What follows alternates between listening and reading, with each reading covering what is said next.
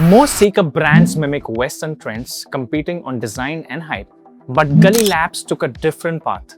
They embraced Indian culture, focused on storytelling, and stood out. Today, they're not just selling sneakers in India, they're getting orders from US and UK too. So what did they do differently? Let's uncover the secret digital marketing strategy behind Gully Labs. The first and the most important thing Gully Labs got right was their positioning. They didn't try to be another international looking sneaker brand. Instead, they embraced Indian identity fully. From naming their products in Hindi and Devanagari script like Patang or Firki to building a visual identity noted in street culture, everything felt local, real and authentic. This is important because in a market full of similar looking brands, cultural authenticity becomes a differentiator. They didn't just sell sneakers, they sold a story that people could relate to. Now here's something most brands get wrong. They launch a product first and they start creating content to sell it. Gully Labs did the opposite. Before even pushing products aggressively, the founders spent months building a community. They created content, shared ideas, took feedbacks, and involved the audience in the process. So by the time the product was ready, they already had the people who were interested, engaged, and emotionally connected. This is a big shift from selling to building. Now let's talk about their core engine, Instagram. But they didn't treat Instagram like a sales platform. They treated it like a storytelling platform. Their strategy followed a clear structure. 70% content focus on storytelling, craftsmanship, and brand values. 20% content focused on community collaboration and user-generated content. Only 10% content focused on selling or product drops. This is important because most of the brands do the exact opposite. They try to sell too much. Gully Labs focus on building interest first, and sales became a byproduct. Another major factor was their content quality. Their visuals were not just random posts or basic product shots. They focused on cinematic storytelling, high quality visual that felt like short films rather than ads. This made their content stand out in a crowded feed. Instead of saying, buy these sneakers, they showed the emotion, the vibe, and the culture behind it. And that's what made the people stop scrolling. Now coming to how they actually sold, Gully Labs didn't rely on constant availability.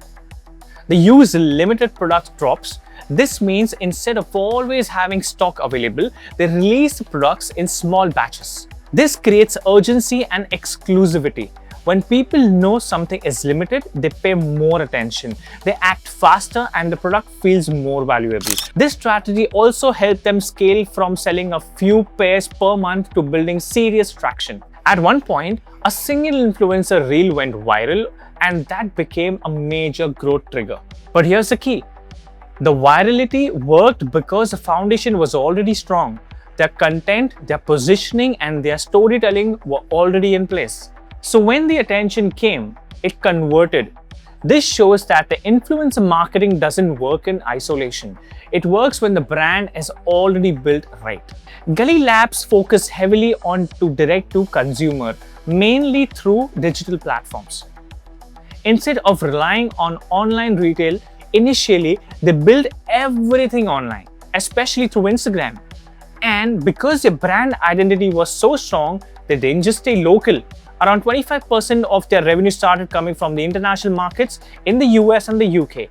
That's the power of strong branding combined with digital distribution. Now, when you look at all of this together, the strategy becomes very clear. Cultural positioning created differentiation. Content built connection. Instagram drove engagement. Limited drops create urgency. Influencers amplified reach. Each part supported the other. This is why the brand didn't grow randomly. It grew systematically. It wasn't the one viral moment. It was one structured approach. Now, if you step back and look at this, one thing becomes clear. Brands like Gully Labs don't grow because of one viral reel or one good idea. They grow because there's clear understanding of branding, content, and how digital platforms actually work together. And this is exactly the gap most students have.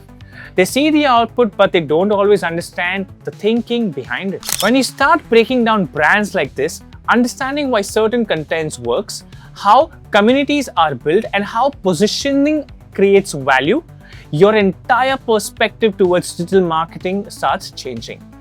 That's exactly the kind of exposure students get at the Nexpert School of Digital Marketing and AI. Students are exposed to real cases, studies, real campaigns, and practical application, not just concept and BCom and digital marketing and AI degree. So instead of watching brands grow, they start understanding how to build one. So the takeaway is simple. Gully Labs didn't win by copying others. They won by being clear about who they are, building a strong narrative and executing consistently. That's what makes a brand stand out today, not just the product, but the story behind it.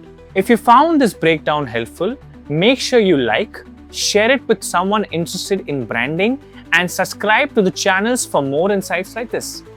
Let us know in the comments which brand you want us to break down next, and stay tuned for the next video.